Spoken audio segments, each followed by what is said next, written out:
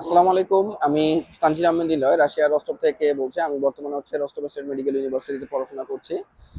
তো বর্তমানে রাশিয়াতে যে স্টুডেন্টরা আসতে চাচ্ছে তাদের মধ্যে সবচেয়ে বেশি একটা কোশ্চিন, এই কোশ্চিনটা হচ্ছে রাশিয়াতে কাজ আছে কিনা। বা আমি যেমন রস্টভে আছি, আমাকে অনেকে জিজ্ঞাসা করে রস্টভে কাজ আছে কিনা, রাশিয়াতে কাজ আছে কিনা।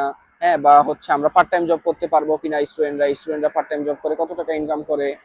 তো আজকের ভিডিও টপিকটাই হচ্ছে যে রাশিয়াতে পার্ট টাইম জব আছে কিনা, বা হচ্ছে থাকলেও কি কি সমস্যা আছে, এবং হচ্ছে রাশিয়াতে পার্ট টাইম জব করে এভারেজ কিরকম স্যালারি পাওয়া যায়, এই বিষয়গুলো নিয়ে আজকে আলোচনা করব।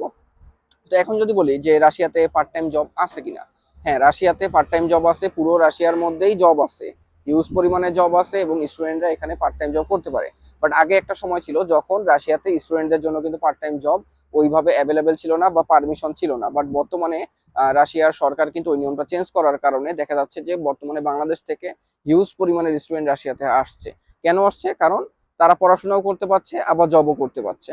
তো তোমাদের যাদের অনেকের যে কোশ্চিনটা যে রাশিয়াতে জব আছে কিনা, রাশিয়াতে অবশ্যই জব আছে, বাট কিছু বিষয় তোমার বুঝতে হবে।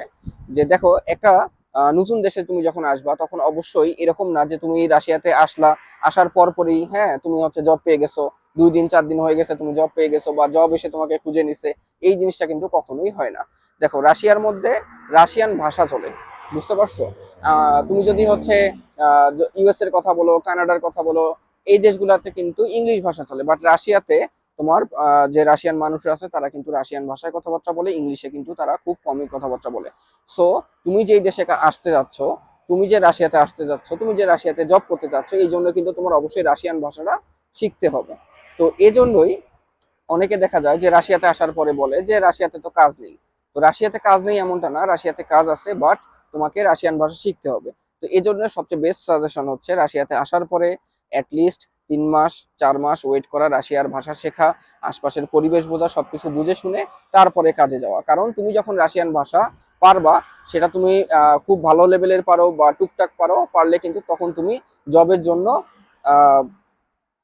অ্যাপ্লিকেবল। ঠিক আছে, তুমি কিন্তু জবের জন্য অ্যাপ্লিকেবল। বাট তুমি যদি এমন হয় যে রাশিয়ান ভাষা পারোই না, ঠিক আছে, এখন তুমি রাশিয়াতে জব করবে বাট রাশিয়ান ভাষা পারো না, তাহলে তোমাকে মানুষ কেন কাজ দিবে? তো এই বিষয়টা কিন্তু বুঝতে হবে। আর একটা বিষয় আছে, যেমন অনেকে মনে করে যে আমি রাশিয়াতে গেলেই হয়তো কাজ পেয়ে যাব। তো বিষয়টা কিন্তু এমন না।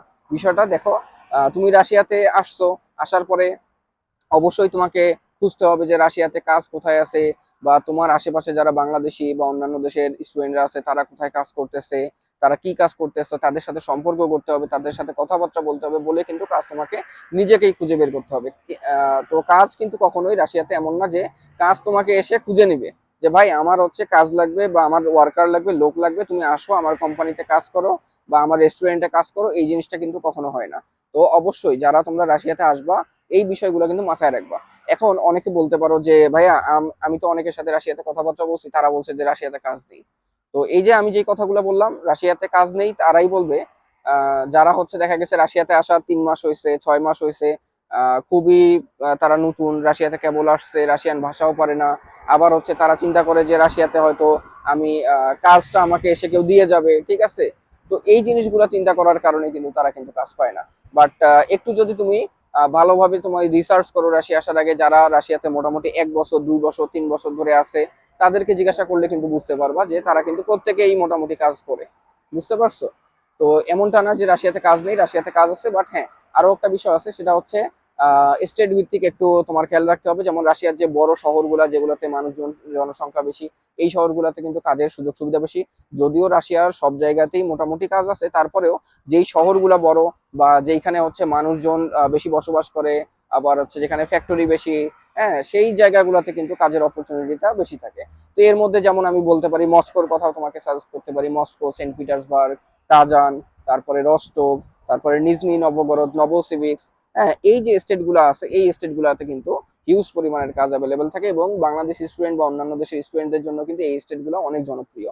তো অবশ্যই রাশিয়াতে আসার আগে এই বিষয়টা বুঝতে হবে যে কোন স্টেটে তুমি যাবো ফার্স্টে, এটা দেন বুঝতে হবে যে এমন ধারণা মাথায় নিয়ে আসা যাবে না যে রাশিয়াতে আসার সাথে সাথেই আমি হচ্ছে জব পেয়ে যাব বা কাজ পেয়ে যাব, এবং 7 দিন 10 দিনের মাথায় কাজ শুরু করতে পারবো। তো এই বিষয়গুলো কিন্তু মেন্টালি নিয়ে আসা যাবে না, তাহলে আসলে তখন কিন্তু ডিপ্রেশনে পড়তে হবে। আচ্ছা, এখন আর একটা বিষয় বলি, সেটা হচ্ছে যে রাশিয়াতে তুমি যে জব করবা, জব করলে কিরকম স্যালারি পাওয়া যায়, এভারেজ কিরকম স্যালারি পাওয়া যায়, এই বিষয়টা যদি বলি, যে দেখো রাশিয়াতে কিন্তু এক এক রকম কাজের এক এক রকম ভ্যালু, তাই না?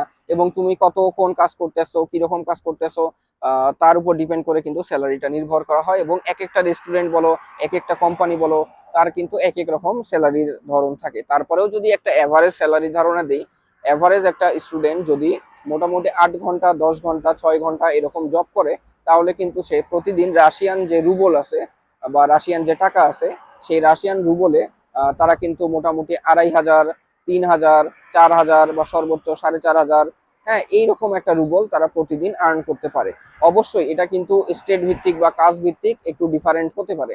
যেমন ধরো অনেকে দেখা যায় যে 1 বছর 2 বছর ধরে কোনো একটা রেস্টুরেন্টে কাজ করতেছে, তো স্বাভাবিকভাবেই তার স্যালারিটা দেখা যাচ্ছে যে রাশিয়ান টাকায় 4,000 টাকা, 5,000 টাকা, হ্যাঁ, মানে রাশিয়ান টাকায় এরকম হতেই পারে। আবার অনেকে নিউ হচ্ছে আসছে, সে রেস্টুরেন্টে ঢুকছে, তার স্যালারি 2,000 হতেই পারে, 2,500 হতেই পারে। তো এই বিষয়গুলো কিন্তু বুঝতে হবে। এমন না যে কোনো একটা জায়গায় কাজ করতে আসলে বা পার্ট টাইম জব করলে খুব দ্রুত যে স্যালারি ইনক্রিজ হয়ে যায়, এমনটাও না। রাশিয়ান ভাষা শেখারও প্রয়োজন আছে, এই বিষয়টা তো আমি আবারও বললাম। আবার নিজেকেও পরিশ্রমী হতে হবে। তো আমি আজকের এই টপিকটা নিয়ে কথা বলার কারণটা হচ্ছে, রিসেন্টলি দেখতেছি যে ফেসবুকে বা ইউটিউবে, হ্যাঁ, অনেকে অনেক রকমের ভিডিও দিচ্ছে, দিয়ে ডিমোটিভেট করতেছে স্টুডেন্টদের, বা ডিমোটিভেট করতেছে সবাইকে যে ভাই রাশিয়াতে কাজ নেই, তুমি আসিও না, রাশিয়াতে কাজ নেই। তো এই জন্যই আমি এই ভিডিওটার মাধ্যমে জানানোর চেষ্টা করলাম যে রাশিয়াতে যারা স্টুডেন্টরা পড়াশোনা করতে আসবা, তাদের জন্য মোস্ট ওয়েলকাম, পড়াশোনা করতে পারো। এবং রাশিয়াতে পার্ট টাইম জবও আছে, বাট অবশ্যই কিছু বিষয় মাথায় রাখতে হবে, যে বিষয়গুলো আমি ডিসক্রাইব করলাম। তারপরেও যদি আর একবার লাস্টের সময় বলি, সেটা হচ্ছে অবশ্যই রাশিয়ান ভাষার দিকে ফোকাস রাখতে হবে, ধৈর্য ধরতে হবে, এবং হচ্ছে পরিশ্রমী হতে হবে। তুমি যদি এই 3টা জিনিস মেনটেন করতে পারো, তাহলে অবশ্যই তুমি রাশিয়াতে সফল হতে পারবা।